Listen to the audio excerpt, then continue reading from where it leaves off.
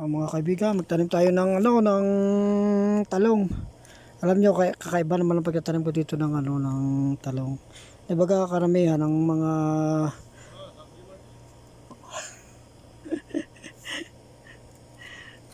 mga talong ginagawa natin ating pinupula tapos pinapalaki natin doon sa sa punlaan. Tapos pagka malaki na, ating aakatin, yung bubunutin natin doon.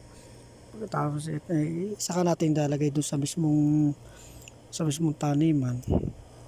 Yung iba naman gumagamit sila ng ng seedling tray.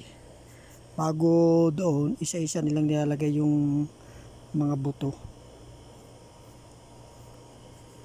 Tapos pag malaki na, yun, malwa na nga naman ang pagkatanim ng talong. Kasi malaki na, kapag yun medyo kahit sa init, may laban na siya. Yun naman ang kagandahan ng kawan. Pero ako naman, pag ako nagtatanim ng ng talong, sa akin direkta na buto. Yan katulad dito, tingnan mo. Ihulog ko lang. Sa kawan, ginagawa ko, ako naman may mga buto naman ako din ng talong. Kaya ang gawa ko, direct na ginagawa ko. Direct. Sa isang hukay, ang ginagawa ko, 2 buto. Yan. Ang isa pa, kapag halimbawa, yung hindi niyo naman tatamnan lahat ito ng talong. Dito, pwede kayo magtanim ng malimit. Hanggang malimit ang kawan ng tanim. Hindi yung ibig sabihin ganang malimit, yung hanggang maliliit ang agwat nila. Hindi katulad na yung malalayong agwat. Ayun kasi ginagamit ang malayong agwat kapag halimbawa halos itong buong lahat tatamnan mo ng talong. Ito naman lang yung isang hilera lang na ganito. Tapos pwede mo na pwede mo na yung damihan. Tapos kung marami ka namang buto, pwede mo na rin damihan dahil kasi sa susunod naman na panahon may mga buto ka na naman uli. Meron ka ng darating ulit ng buto kasi meron ka ng mga hindi na maiwasan kapag may tanim tayong talong na yung bagang minsan ay gumugulang lang. Halimbawa, may mga bunga siya naroon sa ilalim, bandang ilalim. Ay di minsan nakakagulang, hindi kasi natin nakikita. Kaya lagi nagkakaroon tayo ng magulang na na talong. Kapag kagaya marami yung maraming kuwari, damihan na rin natin ng paglalagay. Tapos yung mga mahina, ating puputulin na lang tapos magiging fertilizer na sila. Yun ang ito may nagtanim dito ng ng salay. Kaso lang yung salay na yan hindi nabuhay kasi sobrang init. Kaya ganyan lang ang ginagawa ko sa pag ako nagtatanim ganyan. Ito talaga may maraming buto. Ako kasi pag ako nakakita ng medyo magulang, bawa nabili ako ng talong. Dati nung kasi pwede pa kami magluto rito. Yung kasi binawalan na magluto sa labas. Kaya kami dati nakakapagluto sa labas. Pero sayang naman ng mga talong pa rin natin. Yan, ganyan. Ay ang kagandahan kasi ng na yung direct yung direct na buto ang ating itatanim sa harap na kawan. Mahaba kasi ang buhay na yun. Mahaba ang buhay. Kasi yan kaya mahaba ang buhay. Yung kasing direct na mayor na yung ugat, hindi napuputol. Tsaka yun dire-diretso ang dire-diretso ang tusok na doon sa ilalim. Ang kagandahan na yun na hindi kaya na yung yung halimbawa may punlaan tayo, dinilagay natin sa sitring tray. Yung pinaka mayor na yung ugat, umiikot pa yun doon para ikot siya. Ang tama kasi diyan, yung mayor na yung ugat, dapat dire-diretso yung tuwid na dire-diretso hanggang doon sa ilalim. Eh ngayon kung halimbawa nasa dun sa seedling tray, ang nangyayari kasi kumikilo siya, nakaiikot siya ganyan. Kasi siyempre nga kuha na paikot naman, bilog naman yung kuha na yun. Siyempre hindi naman siya makakatusok dun sa sa kuwat. Naroon niya siya sa tray. Ngayon kapag tinanim natin yun dun sa lot, binunot natin at nilagay natin sa kuwan, ano na siya. Kilo na yung mga nasa seedling tray, yung mga nasa kuwan. Tapos yun yung mga nasa yung pulaan talaga na halimbawa yung iba dun sa lupa hanggang ganito, pinupula nila diyan. Tapos bubunutin naman nila pagka na. Ayun naman ang kawan naman doon. Okay din yun. Basta mabuhay lang. Ay ang naman, napuputol yung kanyang mayor na ugat. Tapos kapag naputol na yung kanyang mayor na ugat, siyempre magkakaroon siya ng sanga. Ay iba na kasi yun, yung sanga na yun. Hindi, ayun yung kumbaga sa kawin naputol na siya. Pero kung sabagay, kung okay, may okay din kahit pa paano mayroon pero iba pa rin yung mismong yung mayor na ugat, di siya napuputol. Diretso. Yung kasi nakakapagpahaba kasi ng buhay niya yun. Ng papahaba ng buhay. Kaya maganda yung Tsaka yung mayor na kalsat kasi, yung kaya pumupunta yun sa ilalim. Siya kasi yung pagka tag-araw, siya yung sisip-sip siya ng tubig. Ganun ang trabaho niya. Kaya yun ay makabubuti na kuwan. Siya ay yung dire-diretso sa sa ilalim.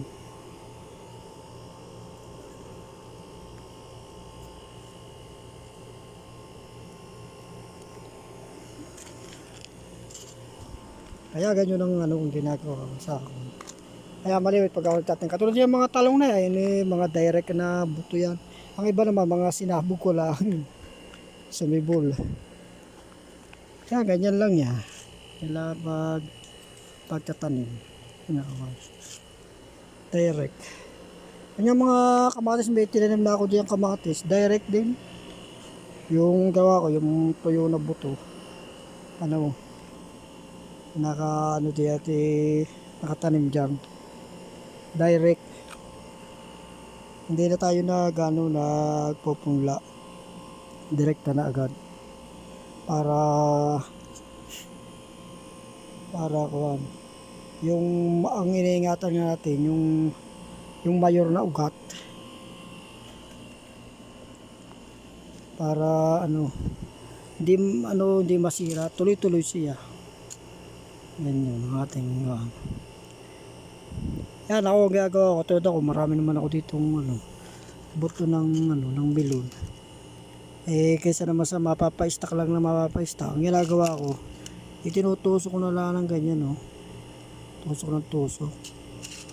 Kasi kapag yun sumibol, at siyempre meron naman diyan kasing mga bilon na na buto na parang mahina siya. Yan ay magiging fertilizer na siya diyan. Saka yung melon natin pagka halimbawa nakita natin ang melon natin medyo matanda na.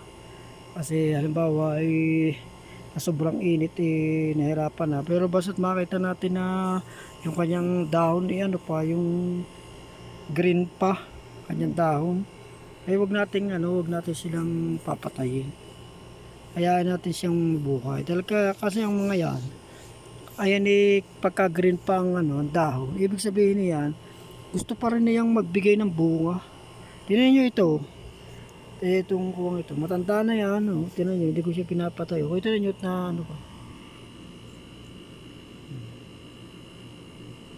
Na pa siya, nabuko pa siya. Yan yung kasi yung ang dito.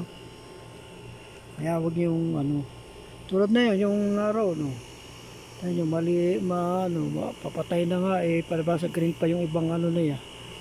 Bumuko pa Bumuko pa. Yan yun ang mga ano ko, ang halaman. Basta makita ninyo bubunga pa rin. Tapos, kung tanim ulit tayo ng tanim tayo ng nagbago. Pero hindi natin siya inaalis. Saka natin siya alisin kapag talaga, halimbawa, hindi na talaga siya nabunga. Tsaka yung yung siya namatay na, yun. Ayan yung halaman, ang isang palatandaan diya. Kapag yung dahon niya ay yung green na green. Yung nag-green pa, tamo yung dahon nito, green na green. Green pa. Yung iba, mga yellowish na. Pero pag ang mga dahon yellowish na yan, hindi na yan bubunga. Pero pag ayan bawa ang dahon sa mga dulo niya ay green na green, ibig sabihin ay kaya pa niya. Kaya ito bumunga pa siya. Nakuha. Yung kita niyo yung nasa labas na na melon. Nakita mo, yung iba nag-yellowish. Pero yung ibang parte niya nag-green. Ibig sabihin, pa siya, yung kaka-recover pa. Ay, kaya hinayaan ko, kumaan. At kasi yung ganyan, yan kaya ganyan gusto pa rin niyang magbigay ng bunga. Kaya naman kasi ang trabaho ng halaman yung kasi magbigay. Yan ang kanilang trabaho. Meron niya ako nakita yung yung isa yung doon sa may damhon down. Siguro may nangain doon ng melon. Aba kuha, siguro pagkakain ng melon yung buto inihagis doon. Yung buto, aba kita ko may bunga. Dalawang bunga. Kaya tayo, pagka tayo may mga buto, nangain tayo ng kuha, huwag natin itapon sa basurahan. Itapon natin sa lupa, kita niyo yun. May nagtapon lang doon kuha. Yung kita bumunga rin. Gaya natin yung ito yung mga ibon pagkakakain nila siyempre mga ibon gala ng gala tapos dudumi daw di kasama na yung yung mga kawa. Kaya minsan merong magtataka kayo, may mga papaya na kuwan kung sasa lang wala namang nagtatanim na yun. Tulad nga ako doon sa may kuwan sa may tabi ng mangga. Tataka ako doon, sabi ko ba't ganito nagkaroon ng sibol na papaya? Naalala ko, yung nga palang ibon, lagi na doon nakadapo sa may tabi ng mangga. Siguro, yung pa gano'n niya alam naman ng mga ibon habang nalipad dumudumi yan. Pag dumi niya yung mga buto na doon na pumatak. At tapos yun, sumibol. Dami ngayon nagsibulan doon. Asala ako nagpunta na rito, hindi ko na alam kung ano nangyari doon. Yan yun sa ako. Kaya kita ninyo nung panahon ng una, yung mga bayabasan diyan tataka kayo doon sa mga kuwan. Gawa kasi na yung mga yung mga ibon. Kasi yung mga ibon, mga ngain ng bayabas, tapos kakainin din nila yung mga buto. Dudumi. Tapos pag dumi nila kasama yung buto, ayun yun ang sumisibol. Kaya naman ang nangyayari nagkakaroon ng mga bayabasan. Kaya ganun din dapat ang ating gagawin. Huwag natin itatapon yung mga buto. Sa halip na doon natin itapon sa lupa. Bawa na nga kayo ng abukado. Huwag nyo itapon sa basurahan yung mga buto. Kahit di nyo lupa yun, ayun ay itapon nyo roon, ilagay nyo ito yun pag sumibol doon. Ayun yung mapapakinabangan ng iba. Kahit hindi kayo makinabang, alam nyo ang pakinabang nyo, halimbawa hindi kayo nakakatikim ng bunga doon, ang pakinabang nyo doon ay kuwan, yung kabutihan. Kasi yung abukado na yun, kung yun ay sumibol, ito ay galing sa inyo, itinapon nyo roon, at yung sumibol ay galing sa inyo, yun ay may kabahagi kayo sa kabilang buhay. Ang kabahagi na yun ay yung biyaya ng Diyos sa inyo na ibibigay. Dahil kasi yung inyong mga kuwan napakinabangan ng kapwa. O hindi nyo alam na may mga ibon pala dun sa sumisilong dun kapag pagka mainit. O sila yung mga nakikinabang doon. Tayo naman pagdating ng araw sa kabilang buhay, yun magbubukas yung aklat ng ating mga ginawang kabutihan sa mundong ito. O yun naman nakasulat doon. O tayo naman lahat naman ng ginawa nating mga kabutihan na yun naman may gantimpala sa sa Diyos.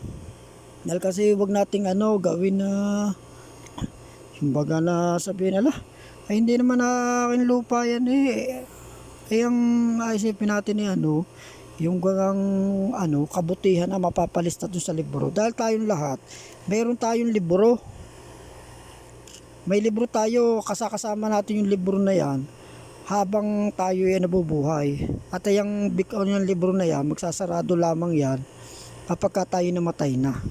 At ang libro na yan, ang may dala na yan, yung anghel, di lang natin nakikita, kasama natin yung anghel. Kung saan tayo naroon, nariyan yung anghel na yan. At siya yung nag-iilista diyan. At kapag kaya tayo sa kabilang buhay at humarap tayo sa Diyos, lahat ng yung mga makikita natin, lahat ng ating mga pinagagawa sa mundo. Okay tayo nyo, ito kahit yung matanda na tama, bumubukos siya. Ito mo, kung hindi ko inalis ko. Yan ang matanda na tanda na pero bumuko pa rin. Kaya lang kaya hindi ko yan inaalis. Ang ginagawa ko, basta kahit yan may mga nariyan, tanim lang ako ng bago. Tapos kapag yan yung ganyan, wag natin bubunutin. Ang gagawin natin, puputulin lang natin dito. Yan. Para yung ugat ay manatili siya dun sa ilalim. Tapos yung ugat naman magiging yung fertilizer yun sa ilalim. Ayun ang magiging servisyo na yung kasi kalimitan kasi sa atin ng mga halamang ganyan kapag matanda na binubunot natin. Huwag natin bubunutin. Ang gawin natin ay putulin lang natin. O siya nga pala hindi pa nakakapag-subscribe, tsaka hindi nakakapagpayo. Tsaka yung nanonood, maraming salamat sa mga nanonood. Huwag tayo mga nawa na manood. So, sige, hanggang sa muli.